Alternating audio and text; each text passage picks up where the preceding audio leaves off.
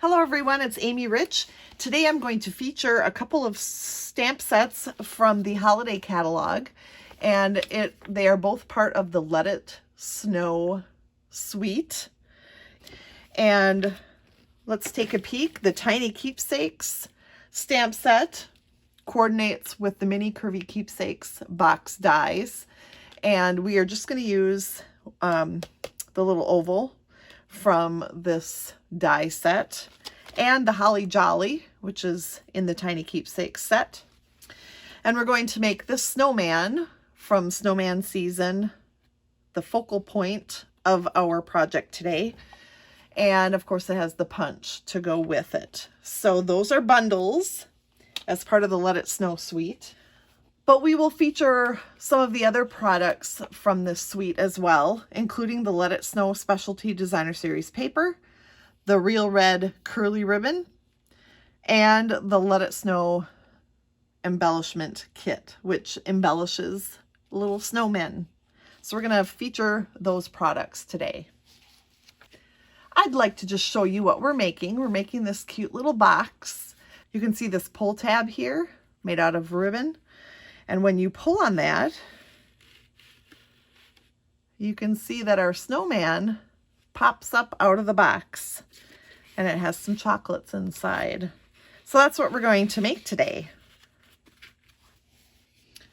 We'll start with the bottom of the box, which is a 4.5 inch by 6 inch piece of Real Red cardstock.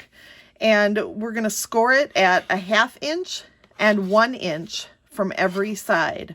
So you can see I've done that. I hope you can see. I've done that here on every single side, 1/2 inch, 1 inch, 1/2 inch, 1 inch. All right, then we're going to cut in on these pieces.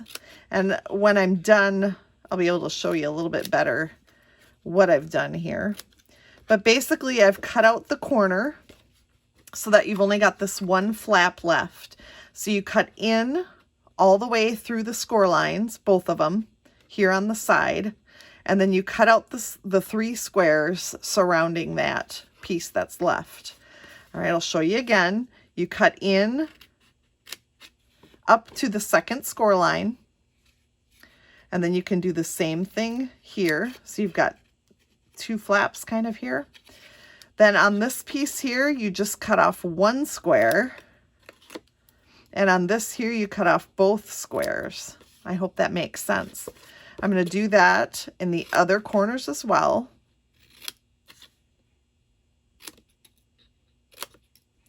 So you've just got that one piece floating around there.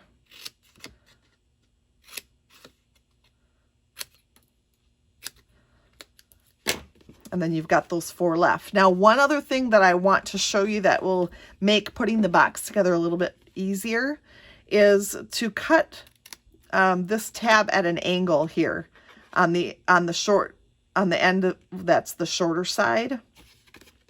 We're going to do that on all 4 of those little tabs. So just cut a little angle off of it so that when you put this flap or this flap over the top, it's not going to buckle. Hope that makes sense. So what you've got is something like this. All right, now we're going to fold on all those scored lines. And then I've already put your tear and tape on the 4 flaps here. So we'll remove that paper from the tear and tape.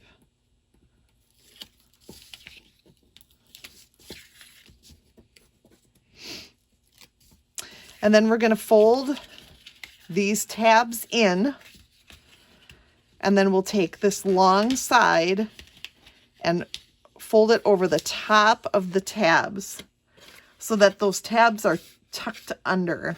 And we'll do the same thing on this side. Once you have the first side done, the other sides go together a little bit more easily. But fold those tabs in and then bring that long side over the top of the tabs. And then all you have to do is tuck these short sides in.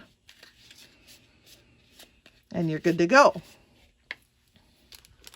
Now we're just going to take a piece of window sheet, and I hope you can see that here. We sell the window sheets in 12 by 12 size, and I've cut a little piece 1/2 inch by 2 inches here. And we're going to take a couple of glue dots, one right at the bottom edge and then one right next to it. So we've got a couple of glue dots then that will hold this little piece into place, and we'll put it on the inside short edge of our box so that it sticks up. I hope you can see that on camera. Then what I want to do is have a hole right through that window sheet and the front edge of the box. Because a regular punch doesn't quite get in there where I want it, I broke out my old eyelet tools. So there's a hole punch and a hammer that I'm just going to use to poke that hole. So I'm going to put it inside the box where I want that hole. Then I'm going to hammer. And then that'll take out the piece. Oh, I should have done it one more time. But it takes out that hole so that now we've got a spot for our pull tab made out of ribbon to go through. I found that the Whisper White Flax ribbon in our annual catalog works the best for the next part. So I have a piece 9 inches long, fold that in half, and then I loop it and put the ends through the loop. And then I want my pull tab about so long. So we'll make that into a knot, and then you take the folded end of your ribbon and put that through your punched hole. And then I don't want all this left in here, so I'll trim that off.